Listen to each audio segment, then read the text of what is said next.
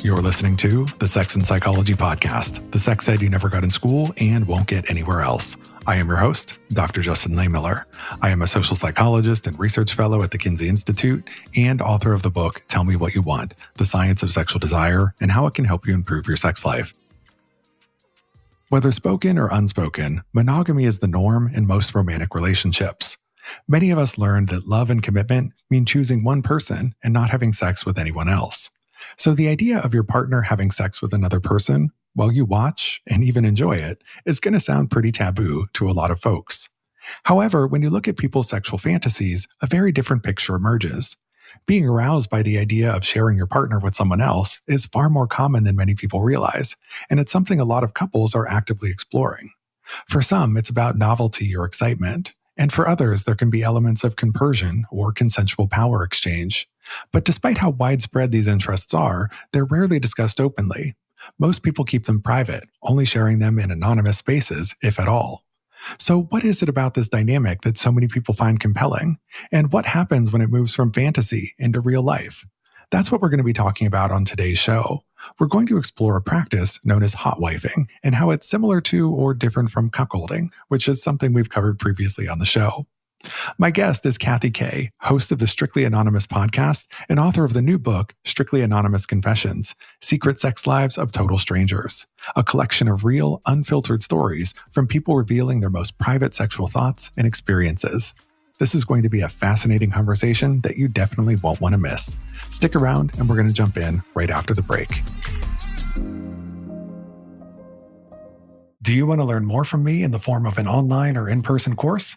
Become Sexceptional by getting certified with Sexual Health Alliance, where you can learn from yours truly and a number of top sexuality scholars. Each year with Sexual Health Alliance, I teach courses like Fantasies Around the World, as well as immersive study abroad classes in several exciting countries. Join these programs and become a certified sexuality professional at the same time. From sex therapists to sex educators, sex coaches to sexologists, Sexual Health Alliance streamlines your path to certification while allowing you to learn from leading experts in the field. Most importantly, you'll gain the knowledge, skills, and credentials that you need to excel. Become Sexceptional and connect with world-class experts and an engaged community of sexuality professionals from all across the globe. Start your path to certification today at sexualhealthalliance.com. Hi, Kathy, and welcome to the show. Hi, Justin. I'm so happy to be here. I want you on my show, by the way, and you'll be on someday. I have you on my list, okay? But I'm on your show, and I'm very excited to be here. Well, I'd be happy to come on your show at some point. I'm working on my next book right now, so maybe when that's getting ready to come out, I can come on and we can chat all about it. Oh my God, yes, I'm going to sell your book. What's the new book about? Can you tell? I'm not going to reveal too many details yet, but we'll be announcing information about that soon. But I'm really excited to have a new book out there. I'll stop being a podcaster and asking you questions and let you ask the questions. All right. So for more than a decade, you've been building this collection of people's secret sexual thoughts. So let's start there. How did you become this person that people share their sex secrets with? What's the brief story behind that? It was like so many years ago. I had to look back to see when did I start podcasting? I thought it was 2011. It was 2014. And it was kind of right about when the podcasting boom came up, I think, around. A lot of comedians were doing it, right? I was working at a big talent agency in the comedy department, and I knew a lot of these comedians that were doing it. And I was the type of person that was obsessed with helping people with their problems and digging into things and analyzing it. And people were kind of sick of me doing it because I'm very into deep talk all the time, 24/7. You know what I mean? No small talk for me. I always want to be questioning everything. So my friends were like, you should start a podcast. And so I did. And I wanted to be like a Dear Abby thing. And I went onto Craigslist and posted on the personal section because it was free. And let me tell you, it was hitting gold. And that's how it became about sex, really. I got my first 5 episodes were for the first 5 guys that emailed me from there. Yeah, I'm not surprised when you post a call out for people to, talk about their sexual secrets that people would want to do that. When I surveyed people's sexual fantasies for my book, Tell Me What You Want, I collected data from more than 4,000 Americans. And I had no problem getting people to open up about their biggest sexual fantasy of all time. And I think a big part of it is because for many people, their fantasies are things that they have kept secret from everybody else in their life. And they're happy to have some opportunity to share it, even if it's with an anonymous stranger on the internet like me. I think there's some therapeutic value in that sometimes. Oh, yeah. Like I always said, I always started a show because I really did want to help people. I always do like to help people with their problems and everything. And even though my show turned into this whole show about sex and people calling me in and telling me their fantasies and their stories, I mean, I can't tell you how many emails I get from people being so grateful for, being able to talk about whatever they're talking about for the first time a lot of the times, whether it's a secret life or even the life that they're sharing with their partner or their fantasies that they have that they want to get off their back. Just like with you, they're very grateful to be able to do it. And giving them the anonymous sort of platform really changes the game. Like I always know they're not lying to me. They have no reason to. So I really get the truth. Like I'll even have cheaters on my show because I really think to get in the head of a cheater and get the real story is super helpful to people, right? And they have no reason to lie to me. So I get like the whole story and the truth, and a lot of times it's very different than what people would think when it comes to that with cheating and other things as well. So I think, I'm like, why don't more therapists let people be anonymous? There's something about it that really helps people relax and be open and tell the truth. Yeah. And I think for a lot of these fantasies and secrets we're talking about, sometimes people just kind of want to unburden themselves of it, just be able to talk about it for once in their life. So I appreciate the work that you're doing. It is super fun and fascinating. So in this episode and the next, we're going to be diving into some of the popular themes that have emerged in this vast trove of sex secrets that people have shared with you. And today we're going to focus on a kink known as hotwifing. But before we dive into the stories, can you tell us what hotwifing actually is for people who might not be familiar with that term? Well, I'm trying to think, do I know the actual definition? What I know it as and what I learned, and it was very surprising to me, is that, it is a kink that a lot of guys have, or some guys have, in that they love to see their partner with another guy. I think that there's different variations of like the guy, whether he's a cuck or a stag, the guy could be extreme, not so extreme, but they really get off on seeing their wife being pleasured by another man, sort of the opposite of what most people would think guys would want. It exists, right? That's so it's so crazy to me. Right. And, the term hotwifing would imply on the surface that it's like a heterosexual phenomenon, right? That it's heterosexual guys sharing their wives or girlfriends with other men. But there's also hot husbanding. Gay guys can be into this as well.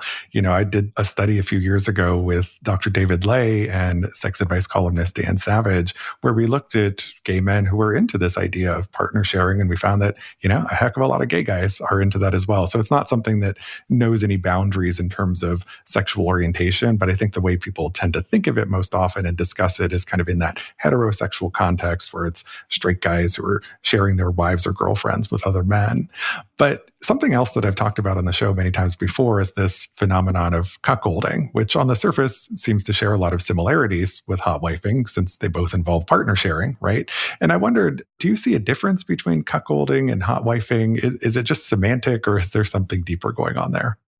I kind of think it's the same thing. Like I typically put it all under the umbrella of hotwifing, and I'll be like, I don't know if I use it incorrectly, but sometimes I'll just call a guy a cuck who likes to sit in the room and watch, but there's no humiliation involved. And I'll just be like, oh, the extreme cuck enjoys all of that and maybe goes the extra mile. So I always would think of it as like sort of the same thing under this one umbrella, which is hotwifing. And then you get the guy in the picture, whether he's a cuck or a stag, just depends on how far he takes that kink or, how specific he is. Some guys like the cuckold want to be humiliated. They want the angst. They want to be denied. It depends on how extreme they are with it. And then the stag who loves hotwifing, wants to join. He sometimes wants to sit there and watch, but there's zero humiliation. But I think of it as the same thing. Yeah, and I tend to agree with that. I put this all under the same umbrella. Now, I know that some people are like very specific about the terms that they use, and they're like, no, I'm into hotwifing. Like, I'm not a cuckold because I don't want to be humiliated or whatever. And, I think the way I tend to see most people make the distinction is that they assume that cuckolding has to have some BDSM element to it, where there's humiliation or bondage or chastity or masochism, dominant submission play. And I get it. Like oftentimes that is a part of cuckolding scenarios, but it's something where it plays out with very different dynamics for different individuals. Yeah, and I find on my show, because, one of my earliest callers was a guy that was into hot wifing. I didn't even know that term. It didn't even exist, that term, back then, right? But that was like sort of the guy that got everyone to start listening to my show, and he called in many times. And like, in all my times of talking to all the people who are into this, hot wifing is one of the biggest downloads I get, right? If I put out an episode. So, everyone's listening to those episodes. And I would say out of the callers that I have and the guys that are into this, it's a smaller percentage, it's definitely not the majority are into cuckolding. The majority, I would say, are stags. I still call them cucks if they just like to share their wives, but I know sometimes it gets such a negative term. Right? It has a negative connotation to it. My son, he's 10 and he uses the word cuck like as an insult. I'm like, where did he learn that? It's like, what the heck? Oh my God. And listen, these people are not weak. There's that, it's just like a kink. It's what they're into and it's what turns them on. But I find that most guys aren't that extreme and that they want the humiliation, but there's plenty of guys that are into that. It's just, for me and my show, what I see is it's a smaller portion of the guys that are into it. And some guys sort of get more into that as they go along, right? They're like the stag that likes to be there. Then they like solo play and they get a little bit more hardcore as it goes on because they need to push it a little further, right? They sort of get used to it. So I think it's not the majority of people are that extreme, but they exist. And I find too that if I ever do an episode that involves hot wifing or cuckolding, it does tend to do much better than a lot of other episodes. Like, this is an interest that really seems to resonate with a lot of people. That's how I built my show. Like, so honestly, it was this guy, John, who called in. He was on 10 times because it was hard for me to find guests back then, because I had to look for them myself. But he was the person I think that most people tuned in to listen to. And he was a guy who liked to share his wife. But at that point, like, it took years before I even knew that there was a term, and it was called hot wifing, that this existed and that it became so popular. Now it's much more, not mainstream, but like we have all these words for it and there's all these, people copying to it and it's more out there. But it certainly wasn't when I first started my show. Okay, so we have a general idea of what hot wifing is. So can you give us some examples based on some of the stories, the confessions that you've collected about how this plays out in practice? And are there any common threads or themes that you see across these confessions? Well, it's interesting because sometimes, because I like to go all the way back, right? And sometimes I'll have couples on. I love to get the woman's side of things when it comes to the point where he puts that out to her, but way before he goes to his wife and says something about it, I typically like to go to the place where like a guy even realized he was into it, And sometimes, and I don't know if you found this in your study because you're a researcher, like, sometimes some guys do have like cheating, stuff that happened to them in their past or trauma with some sort of jealousy very, very early on. And, at some point they take that jealous feeling, right, that energy and shift it into a turn on. And sometimes that jealousy is still a little there. It's the angst, but they kind of get off on that, right? And I mean, to me, if you ask me, I'd rather be turned on than jealous. When I heard that, I was like, oh my God, I want to be a cuck queen because, it exists for women too. But not all guys have that, and a lot of times it's like the guy just sometimes maybe stumbles upon it and realizes that this is something that he's into. And then they go to porn and they see it. And then, they wind up telling their wife and bringing it up. And I have to tell you, I love to have the wife on to talk about her sort of feelings. And the feelings are always the same. It's kind of like, is this a trap? Like, do you want to sleep with other guys? Like, are you going to feel bad? You're not like me anymore afterwards, and all that kind of stuff. Am I answering your question? Did you ask me like how it plays out? I'm curious. I mean, what you're telling me here is kind of more the psychology behind it, which I also want to get into. So, I mean, we can continue that thread and then we can talk about like what this looks like a little bit more in practice later on. Yeah, I mean, I know what it looks in practice, all different ways and all different extremes. And that's why I'll always have another hot wifing story on because it doesn't matter how many people I talk to, they're doing the same exact thing. Every story is so unique. Some are more extreme and some are less. But, they typically tell their girl and then they eventually go looking for a guy. And the guy that they call in, some people call them the bull, right? And what I find a lot of times that guys say, and I've analyzed this before, and I wonder what you think, is like, they say like, it's like, my wife is like my porn star. Like seeing her turned on is like seeing her, she's my porn star. I mean, my friend were kind of talking about it. Like, I wonder if it's like, because guys are so visual and they're watching porn all their life, and they never could be with that porn star, right? That porn star is always like on their screen. So when their wife is that person, then they get to be with her. It's kind of like living out maybe their fantasy, right? Because a lot of guys too that have done it in real life talk about how after they get into it with their wives, they don't even watch porn anymore. Their porn is their wife doing this. That's what they get off on, and they don't have that desire to go there and watch it anymore, which is super interesting. Yeah. And, that does relate to something I've seen in my own data, which is that I've looked at how these fantasies about watching your partner be with someone else are related to other types of sexual fantasies that people have. And people who are into this also tend to be into voyeurism in general, right? So they're just kind of more turned on visually by watching other people having sex. And so I think that is part of the appeal, is just sort of the visual nature of it. And like what you said, it's sort of your own custom porn scenario playing out in front of your eyes in your own bedroom. And I think that is part of the appeal for a lot of people. But, in terms of some of the other psychological factors, Dr. David Ley has this great book called Insatiable Wives, where he talks all about sort of the psychology behind people who are into hotwifing and cuckolding. And one of the things that he's talked about in his work is this idea of, I think he calls it the king bee syndrome, where there's sort of this validation that a man gets when he sees his wife or his girlfriend getting attention from other men, right? It's sort of an ego boost for these guys to know that they're with somebody who is so attractive that other men enjoy her and want to be with her, but she's ultimately going to choose him. So have you seen that come out in the confessions that you get as well? Is there some validation or ego boost piece to this for some people?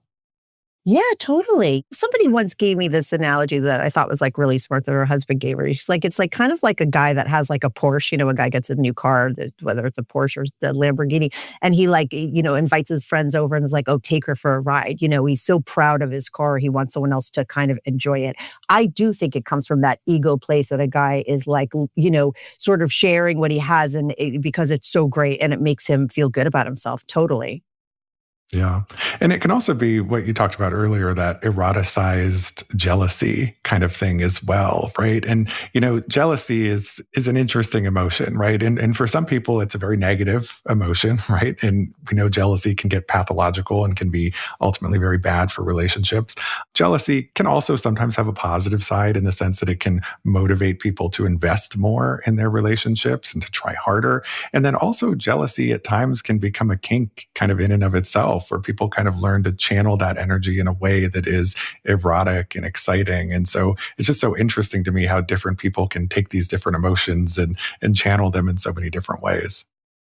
Yeah, when I first heard someone put that into words, I was like, oh, wow, that makes sense, right? Because it is just, like you said, it's an emotion, it's an energy. And why can't you kind of take that and sort of channel it and make it something else? And I felt like, how great is that, right? Like I said, I'd rather be turned on than jealous. And I do find that a lot of times when we go into the psychology of how that guy got into what he was into, sometimes there was like that first girlfriend cheated on him. One of my famous cucks that called in very early, and he was a little bit of a cuck because his wife was always like not with him. She had two separate boyfriends. They've been doing it for probably 50 years at this point. His first girlfriend did cheat on him, and he had this very vivid memory of being on the bus and them like making out right in front of him and being him so jealous, and that over time he would, this thing that he had, that jealousy turned into the kink of, hot wifing. And when he got with his wife, he got her into it, and they've been, living that out ever since. And he's no longer a jealous guy. I mean, his wife has full-fledged boyfriends for she's not like in love with them. If they're not poly, that's a whole different thing, but she's been doing it for the John time and he couldn't be happier. Yeah. And I've heard from many guys who have said similar things, where there's sort of this trauma in their past where they discovered that their partner cheated on them, but somehow that became eroticized. And actually psychologically, it makes sense, because when we experience, very strong emotions, sometimes that can amplify sexual feelings, and you can kind of get this sort of cross-wiring effect that sort of happens to some extent. And I think that helps to explain why certain things sometimes that are traumas in our past eventually become turn-ons later on. And it's not just limited to jealousy, but it's part of the sort of fascinating complexity of human sexuality, and reflects how different people can be into the same thing for very, very different reasons, and I'm also thinking about this other story I heard from a guy who said, when he was trying to trace like the origins of like when did he first start getting interested in this idea of cuckolding? And he traces it back to when he was a kid and he heard his parents having sex in the next room repeatedly. And so there was something about this idea, and it's not that like he has like these parental hangups or whatever. It's just sort of, there was something about overhearing other people have sex that sort of became like the kind of thing that turns him on. And so now what turns him on is, listening to his partner have sex in the next room. And it's kind of more that auditory sort of experience. And, that's another interesting thing about cuckolding and hotwifing. It's not always you're sitting in the cuck chair and, watching your partner have sex with someone else. Sometimes you're listening to them do it in the next room. Sometimes you just want to hear your partner tell you the story about it. So they go out and they're with someone else and they tell you the story afterwards. Or sometimes it's they want you to film it and then share it with them later. So these dynamics can play out in a lot of different and fascinating ways.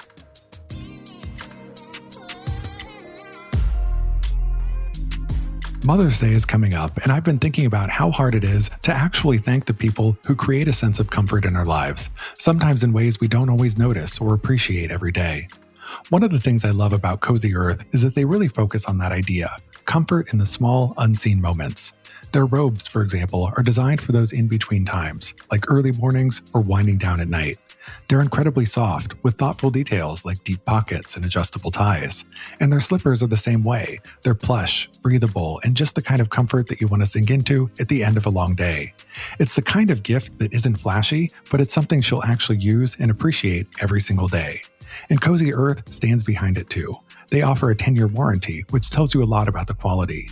So if you're looking for a meaningful Mother's Day gift, head to cozyearth.com and use my code Justin for an exclusive 20% off. And if you get a post-purchase survey, make sure to mention that you heard about Cozy Earth right here on the Sex and Psychology podcast. Because home starts with mom.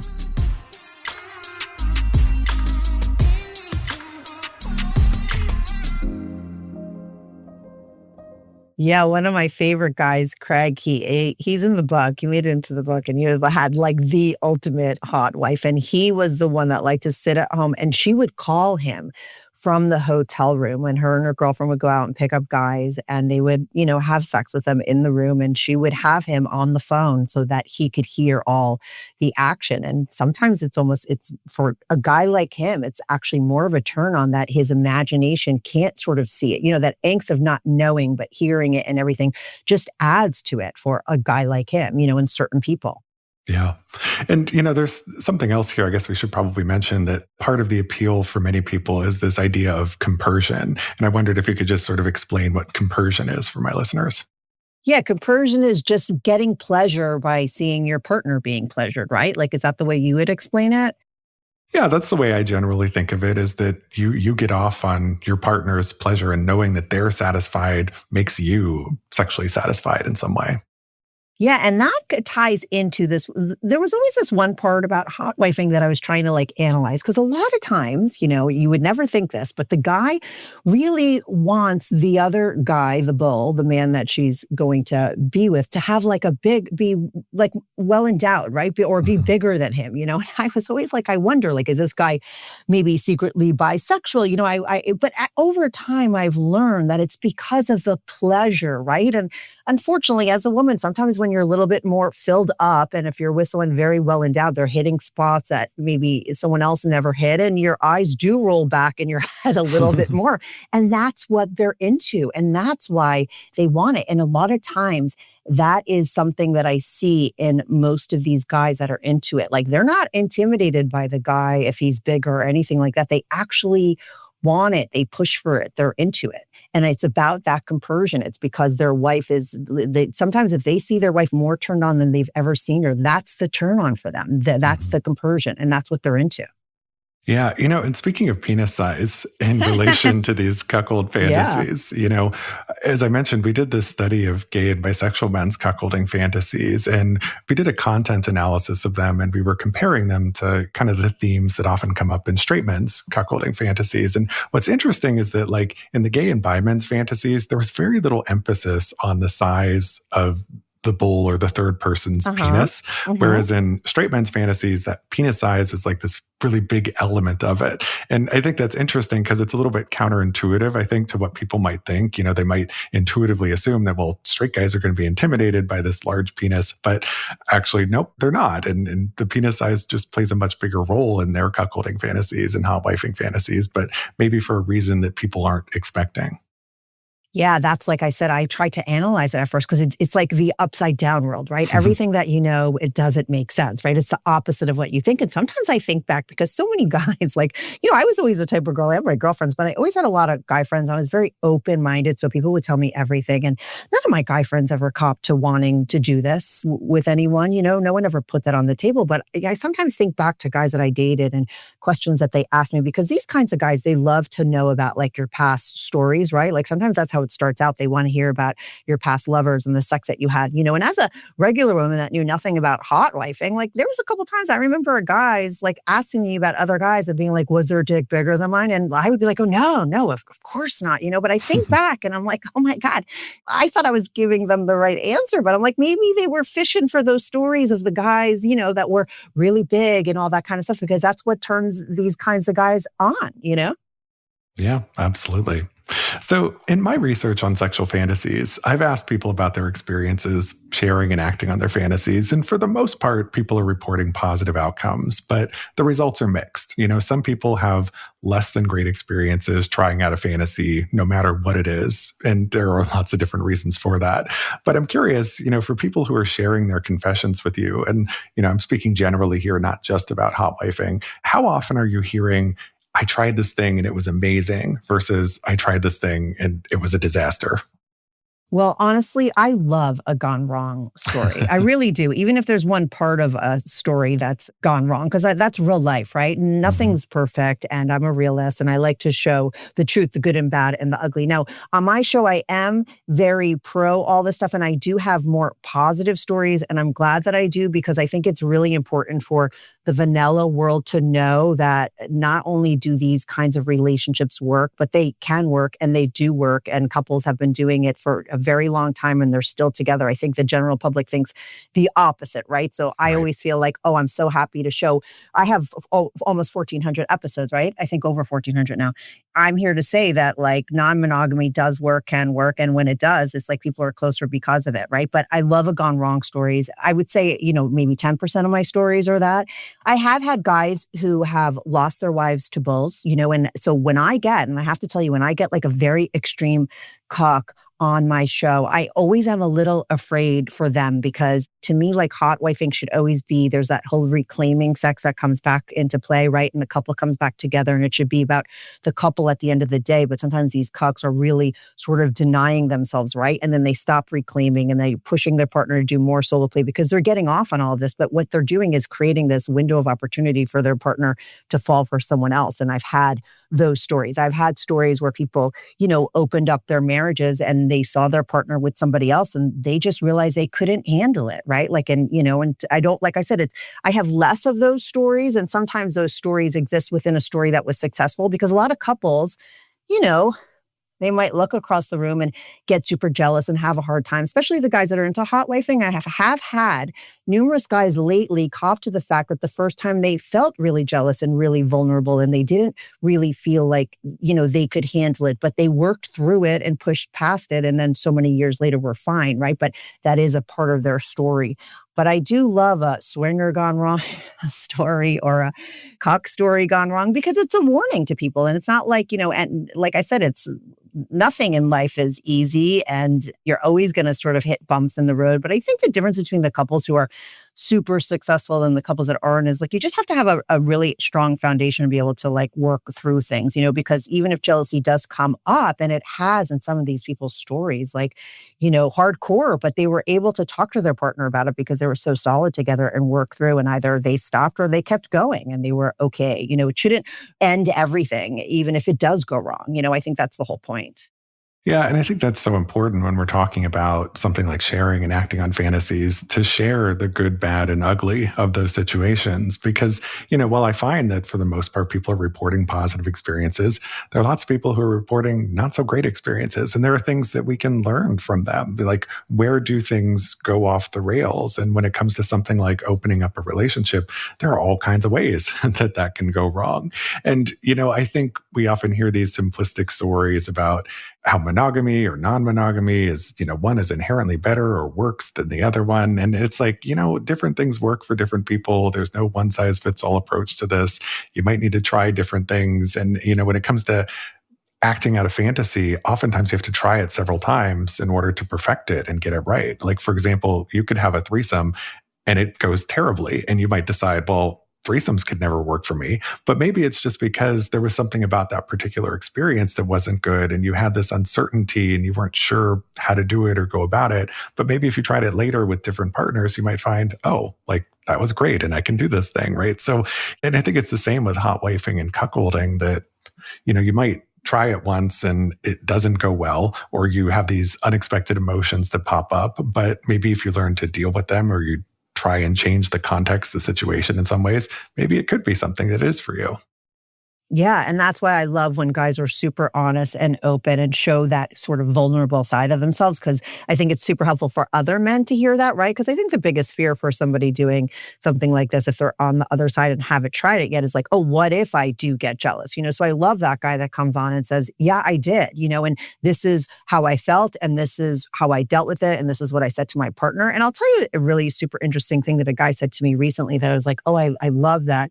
He said that, like, when he went to his partner and he had never felt vulnerable in his life, right? Here's this like macho guy, normal guy that never did anything like this. And all of a sudden he's feeling jealousy for the first time. And he brought it to his wife and they had many conversations about it. And he said that he felt a closeness with his wife because he felt like she saw more of him than she had ever seen. You know what I mean? There was something about him being vulnerable and open, and he had never done that with her, that made him feel so much closer to her. And I'm sure her too, right? As a woman, we always want a guy to be vulnerable to us, right? We always want him to tell us our feelings. And guys don't really feel so comfortable in that space, right? But I think sometimes being in the lifestyle, those kinds of things can come up. And I feel like when they do, as long as you're open and you're communicating ad nauseum with your partner, it only brings you closer. And that's why when it does work, it does bring people closer for those reasons, because they're just constant. You have to constantly communicate in the lifestyle, in non-monogamy, in hotwifing, in cuckolding.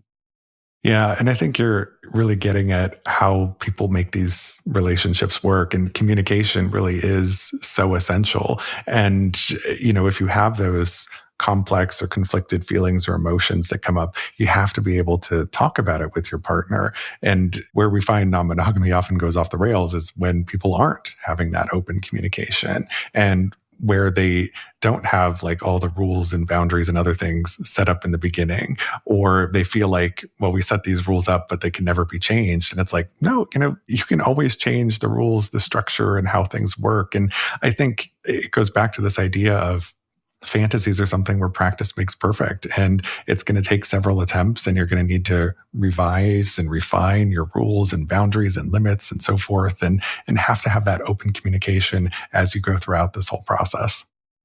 Yeah, and you have to know that you're with a partner that's going to be okay with, if you decide that one time you feel jealous about something that you've been totally okay with every other time. Because I always say this, and it's very true, because I've seen it with the most professional swingers that have been doing it since the dawn of time, that just one day, and who knows why, maybe it's the way the wind blew or the way the person looked at your partner, you do feel jealousy for no reason. You know what I mean? Something that you've done a million times, but it comes up. So you have to be able to work through those things, and you can't have any kind of pettiness, like, oh, well, I'm allowed or this or that. It's not about that stuff. You just have to honor the other person's feelings, regardless of what they are, whether they make sense, because sometimes people's feelings don't make sense. It's a feeling, it's not supposed to. Yep, that is so true and very well said. And this has me thinking about just one other thing I want to say on this topic, which is that when it comes to opening up a relationship, and we're talking about in the heterosexual world here, it's more often than not the man who wants to do that or who is pushing for that compared to the female partner. And interestingly, what often happens is that once the relationship is actually opened up, suddenly the guy wants to close it and the woman wants to keep going because suddenly she's got all these other opportunities and maybe he doesn't. And so, yeah, it's just sort of an interesting dynamic where people, when they're thinking about what non-monogamy might be like, they get all these ideas in their heads. And when they actually try it, they might find that it doesn't match up with what they thought it was going to be. So sometimes reality doesn't match up to the fantasy or the expectation. Yeah. And sometimes it's the opposite. I can't tell you how many times I have those very vanilla, religious, oh my God, my wife was the most, repressed, sexually repressed woman on the planet. And so many years later, this is what they're doing. And she came into her own and she, and they're happier because of it. So I do, though, like to show all of the sides of things because I think that it's important. Yes, so important. Well, Kathy, we could talk about this subject for hours, but I'm really looking forward to continuing our conversation in the next episode and diving into more sexy confessions. Well, thank you so much for this amazing conversation, Kathy. It was truly a pleasure to have you here. Can you tell my listeners where they can go to learn more about you and get a copy of your book and maybe give you a secret confession of their own? Oh my God, yes. I'm always looking for people to call in. You remain anonymous. That's what I always say. I even change everyone's voices, by the way. I change everyone's voices are changed. But you could find my show, Strictly Anonymous Confessions, on any podcast app. And my book is wherever you buy books. You can find it on Amazon. It's called Strictly Anonymous Confessions, Secret Sex Lives of Total Strangers. There's like 17 very short stories in there. I tried to take like one story of each kind of thing I talk about on my show, like one swinger story, one gangbang girl story, all the kinds of topics that I talk about there. And they're true stories. That's what's kind of interesting about them, right? And you could get that book anywhere where you buy books. Yes, and I will be sure to include links to all of that in the show notes. And I am sure everyone will love reading about all of these confessions. So thank you again so much for your time. I really appreciate having you here. No, thank you, Justin. This was so much fun.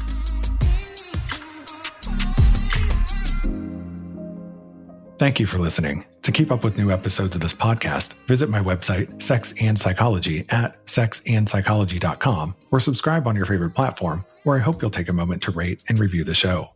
If you listen on Apple Podcasts, please consider becoming a Sex and Psychology Premium subscriber to enjoy ad-free listening for just $3.99 a month. You can also follow me on social media for daily sex research updates. I'm on Blue Sky and X at Justin Lehmiller and Instagram at Justin J. Lehmiller.